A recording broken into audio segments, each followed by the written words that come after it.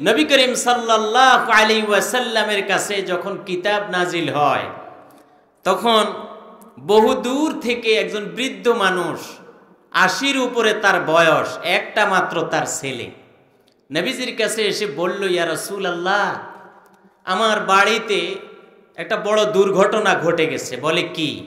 বলে আমি এই বয়স্ক মানুষ, আমার পরিবারে আমার ছেলেটা যে কর্মক্ষম ছিল, কাজ করত, হুজুর গত যুদ্ধে আপনার সাহাবীদের সাথে আমার ছেলেটা যখন চলে গেল, তো আপনার কাছে আমার আবেদন হলো, আজকে তো কয়েক সপ্তাহ যাবত জালিমরা আমার ছেলেকে বন্দি করে রেখেছে, আমার ঘরে কোনো খাবার পানি নাই, বুড়া মানুষ, আমার সহধর্মিনী বুড়ি আর আমি বুড়া, বাড়িতে জিকির আজগার করতেছি, ইয়া রাসূলুল্লাহ, কোনো পথ কি আমার আছে নাকি আপনার কাছে? সাহাবী এসে বলল, হুজুর ওর উদ্দেশ্য হলো যে ইয়া রাসূলুল্লাহ, কিছু খাদ্য খাবার আমাকে দেন। সরাসরি সাহাবী একথা না বলে বলল যে বাড়িতে অভাব, কয়েকদিন হয়ে গেল ঘরের চুলায় আগুন জ্বলে না, ইয়া রাসূলুল্লাহ, আমার আপনার কাছে আবেদন হলো, এর কিভাবে পথ বের করতে পারি, আপনার কাছে এর কি সমাধান আছে? পারলে কিছু খাবার পানি দেন, আর নয়তো আমাকে একটা পথ দেখায়া দেন। তো কোরআন থেকে নবী করিম সাল্লাল্লাহু আলাইহি ওয়াসাল্লাম একটা পথ বের করে দিলেন। জোরে কন্যা সুবহানাল্লাহ।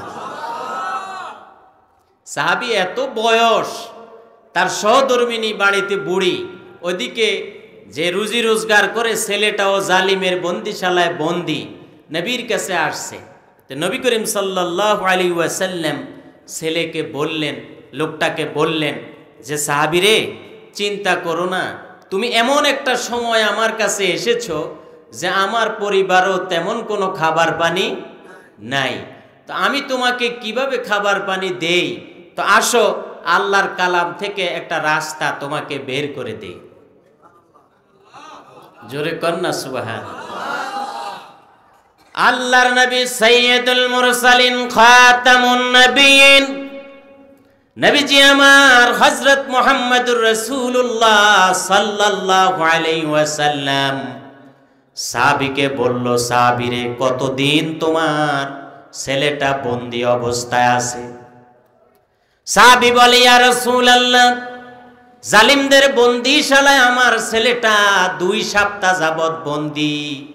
নবীজি, বুড়ার বুড়ি আমরা বড় অভাবে পড়েছি, যদি সম্ভব হয় একটা রাস্তা আমাকে বের করে দেন।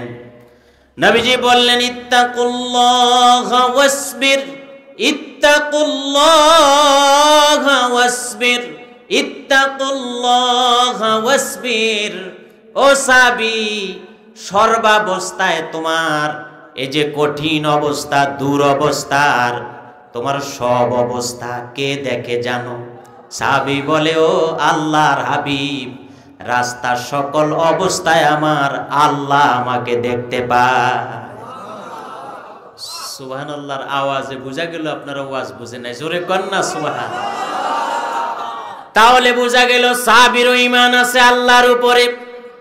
সাহাবী বলল, ও আল্লাহর হাবিব, আল্লাহ পাক আমাকে সর্বাবস্থায় দেখতে পায়, আপনি আমার জন্য দোয়া করুন।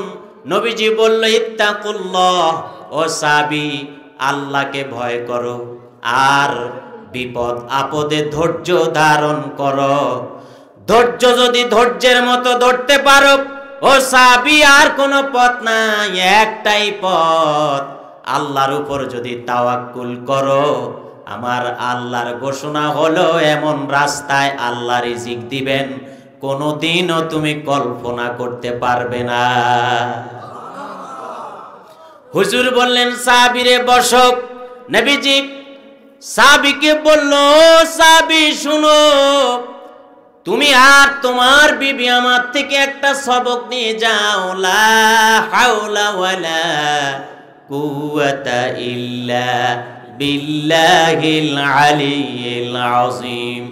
আবার পড়েন, লা হাওলা ওয়ালা কুওয়াতা ইল্লা বিল্লাহিল আলিয়্যিল আযীম। সাহাবীরে, বাড়িতে গিয়ে তুমি আর তোমার বিবি এই তেলাওয়াতটা বারবার উচ্চারণ করবে যতদিন পর্যন্ত অভাব দূর না হয়। ওরে সাহাবী, ততদিন পর্যন্ত এই আমার দেওয়া সবকটা তেলাওয়াত করবে।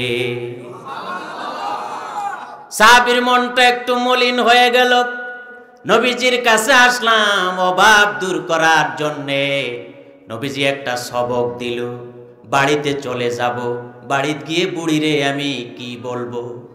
নবীর দরবারে সকল সমস্যার সমাধান ছিল। নবী কোরআন দিয়ে সমাধান দিতেন। সাহাবীর খাদ্যের সমাধানটা কেমনে দিবেন? খাদ্য নবীর ঘরে নাই। সবক দিলেন লা হাওলা ওয়ালা কুওয়াতা ইল্লা বিল্লাহিল আলিয়্যিল আযীম। সাহাবী বাড়ির দিকে গেল, নবীর কথা মতে তেলাওয়াত করতে করতে বাড়ির দিকে রওনা দিল। আর বারবার নবীজির হুজরা মুবারকের দিকে তাকায়া তাকায়া চায়।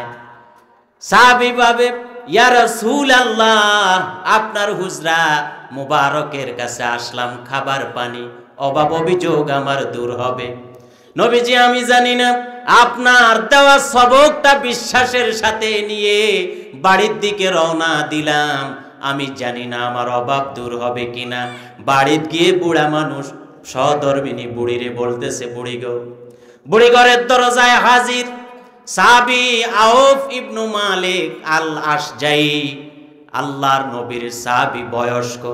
বাড়িতে গিয়ে বিবিরে বলে, বিবিরে শোনো, আল্লাহর নবী তো কোনো খাবার পানি দিল না, অভাব দূর হবে কেমনে? ও বিবি, আল্লাহর নবী সামান্য একটা সবক দিয়েছে, ইত্তাকুল্লাহ ওয়াসবির, ধৈর্য ধারণ করো আর আল্লাহর উপর তাওয়াক্কুল করো, আল্লাহকে ভয় করো। আর নবী সবক দিলেন লা হাওলা ওয়ালা কুওয়াতা ইল্লা বিল্লাহ। আমি যখন নবীর কাছ থেকে আসলাম, নবীজি আমারে কোনো খাবার পানি দিল না। নবীজি বলল, তুমি আর তোমার সহধর্মিনী বিবি গিয়ে এটা তেলাওয়াত করবে, আমরা তেলাওয়াত করি, আসো। আল্লাহর নবী যেই সবক দেয়, কোরআন থেকে সমস্যার সমাধান দেয়, আর কোন জায়গা থেকে দেয় না। চলো না আমরা একটু বুড়া বুড়ি মিলে ঘরে বসে বসে তেলাওয়াত করি। দীর্ঘদিন পর্যন্ত জালিম বাদশার কবলে আমার একমাত্র উপার্জনের ছেলেটা বন্দী, বলার তো কোনো রাস্তা নাই। কার কাছে বলবো? নবীর দরবারে গিয়ে, দরবারে যখন আরজি জানালাম, বিবি, আল্লাহ রসুল আমার এই সবক দিল। বিবি বলল, সবকটা আমারে শিখান। দুইজন মিলে ঘরের মধ্যে তালকিন দিতেছে, লা হাওলা ওয়ালা কুওয়াতা ইল্লা বিল্লাহ। আজকে রাত মাত্র সবকটা শুরু করেছে। ফজরের নামাজের আগেই কে জানি ঘরের দরজায় ডাক দেয়, ইয়া আম্মি, ইয়া উম্মি, ইয়া আবি, ও আমার আব্বা, ও আমার মা, ও আমার চাচা, আমার পরিবারের লোকেরা, কে কোথায় আছো? ঘর থেকে বের হও, তোমাদের অভাবগুলি দূর হয়ে গেছে। বেঁচে আসো নাকি জানি না। সাহাবী তো রাতের বেলায় পেটের ক্ষুধা নিয়ে ঘুমাতে পারে না। বিবি আর স্বামী মিলে তেলাওয়াত করতেছে সারা রাত। দরজা খুলে দেখে আপন সন্তান জালিমের বন্দিশালা থেকে মুক্ত হয়ে ঘরের দরজায় হাজির হয়ে গেছে। বাবাকে ডাক দিয়া বলে, বাবা, ও আমার বাপ, আপনি আল্লাহর নবীর সাহাবী আর আমিও আমার রাসূলুল্লাহর সাহাবী। বাপ বেটা আমরা নবীর সাহাবী। আপনি জানেন আমি তো একা আসি না বাড়িতে, মনে বড় কষ্ট। কতদিন পর্যন্ত অভাবে ছিলেন জানি না। আমার মনে বড় কষ্ট ছিল, আমার বাবা মা মনে হয় না খেয়ে মরে গেছে, কারণ উপার্জনের একমাত্র ছেলে ছিলাম আমি। ও বাবা, আপনি একটু তাকায়া দেখেন, আমার সাথে হাজার হাজার ওট ভেড়া ছিল। আমি শুধু বললাম, ও প্রাণীরা শুনে নাও, জালিমের বন্দিশালায় বন্দী হয়ে আজ কয়েক সপ্তাহ পর্যন্ত আটকে আছি। আজকে ছাড়া পেলাম। গভীর রাত কে জানি আমার হাতের বাঁধ, আমার পায়ের বাঁধগুলি খুলে দিল।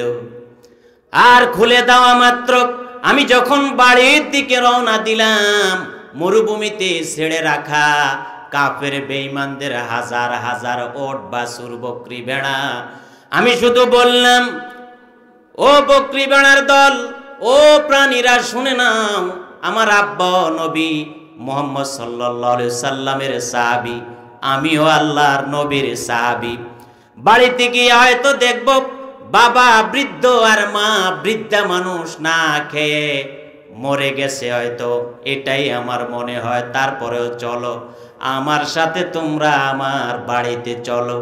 ছেলেটা বাবার সামনে, বাবার নাম হলো আউফ ইবনু মালিক আল আশজাইব সাহাবী।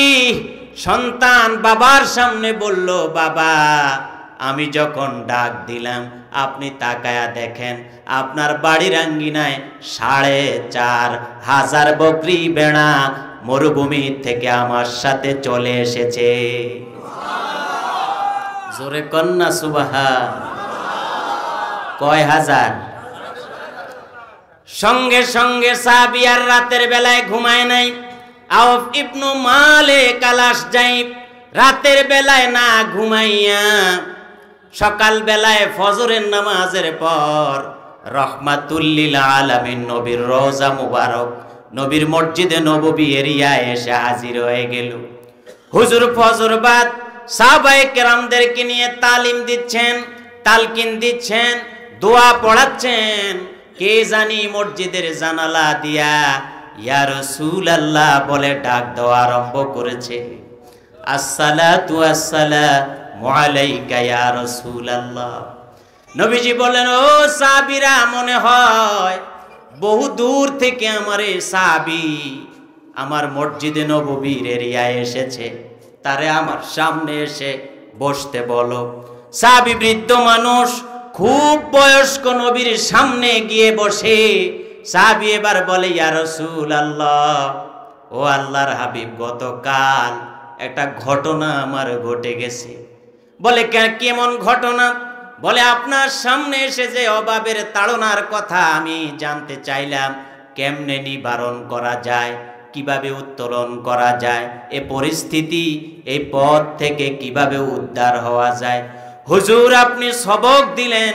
আমি আর আমার বিবি বিশ্বাসের সহিত সারা রাত তেলাওয়াত করলাম, আমার অভাব দূর হয়ে গেছে। জোরে কন্যা শুন। নবীজি সাহাবীর দিকে তাকায় বলে, ও সাহাবী, কেমনে অভাব দূর হলো? আমাকে একবার একটু ডাইকা বলো কেমনে হলো। নবীজি সামনে তার সাহাবীর ছেলেটাকে দাঁড় করায়া বলল, ও আমার সন্তান, নবীর সামনে ঘটনা খুলে বলো। নবীর সামনে ছেলেটা সব বর্ণনা দিল। হুজুর আমি জানি না, যখনই তাহাজ্জুদের সময় হলো, আমরা অনেক লোক বন্দী ছিলাম, কে জানি আমার হাতের বাঁধটা খুলে দিল। হুজুর আমার পায়ের বাঁধটাও খুলে দিল। বুঝলাম না রাতের বেলায় কই যাব। মরুভূমির উপর দিয়া বাড়ির দিকে রওনা দিলাম। ও আল্লাহর হাবিব, আমি বুঝতে পেরেছি আমার রাস্তা উন্মুক্ত হয়ে গেছে। আমি মরুভূমির উপর দিয়া ছেড়ে থাকা হাজার হাজার বকরি ভেড়ারে যখন ডাক দিলাম, আমার সামনে আমার সাথে সাথে ৪৫০০ বকরি ভেড়া আমার বাড়িতে হাজির হয়ে গেছে। নবী এবার সাহাবীকে লক্ষ্য করে বলে, ও সাহাবী শুনে নাও, আল্লাহ পাকের একটা আয়াত একটু আগে নাজিল হয়েছে। আমি তো বুঝি নাই কি আয়াতটা হলো, ঘটনাটা কাকে নিয়ে হলো। নবীজি বললেন, وَمَن يَتَّقِ اللَّهَ يَجْعَل لَّهُ مَخْرَجًا وَيَرْزُقْهُ مِنْ حَيْثُ لَا يَحْتَسِبُ। আল্লাহ পাক বলেন, যারা তাকওয়ার ভীতি অবলম্বন করবে, আল্লাহকে ভয় করে চলবে, আল্লাহ পাক বলেন এমন রাস্তা থেকে রিজিক দেওয়া হবে বান্দা কোনোদিনও কল্পনাও করতে পারে নাই। যেই পথ দিয়ে রিজিক আসবে না, যেই পথ দিয়ে অভাব দূর হওয়ার কথা নয়, যেই পথ দিয়ে পরিস্থিতি অতিক্রম করার কথা নয়, সেই পথ দিয়ে আল্লাহ পাক রিজিক দিবেন শুধুমাত্র বান্দা যদি আল্লাহকে ভয় করে চলে, তাকওয়ার জীবন অবলম্বন করে। আল্লাহ পাক গায়বী রাস্তা দিয়ে রিজিক দিয়ে দিবেন। নবীজি বললেন, ও সাহাবী জানো, একটু আগে আল্লাহ পাক এই আয়াত তোমার শানে নাজিল করে দিয়েছে। তাহলে অভাব দূর করে কে? আরো জোরে বলেন কে? সে আল্লাহ এখন আছে না নাই? আরো জোরে বলেন আছে না নাই?